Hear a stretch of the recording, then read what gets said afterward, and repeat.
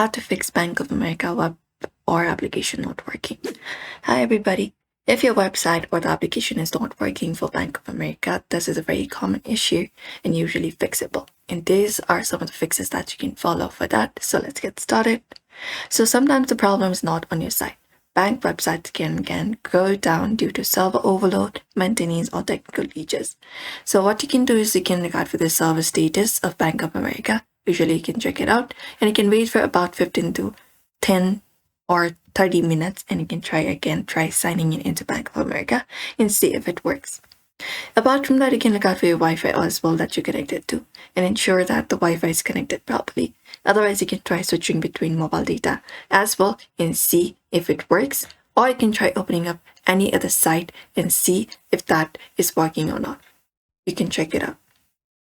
Also, you can refresh or try another browser.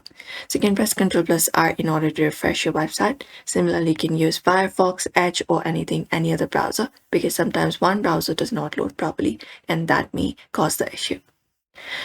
And old data can also break the banking site, so we can clear out the browse and cache and reload. Go to the three dot in the top right for that and go to settings.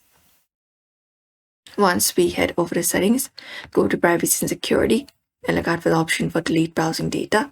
After that, click on the cookies and on the site data and click on delete data and then confirm it up and you can clear out the bank cache.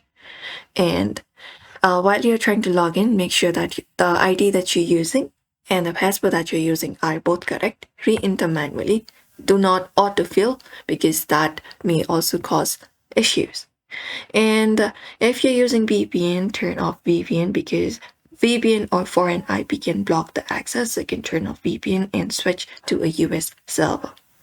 And also restart your device. It is a very simple but effective method. And if nothing else works, you can try again later or contact the customer support. But yeah, that said, those are probably some of the solutions you can follow for now. So we hope this video was helpful. Give this video a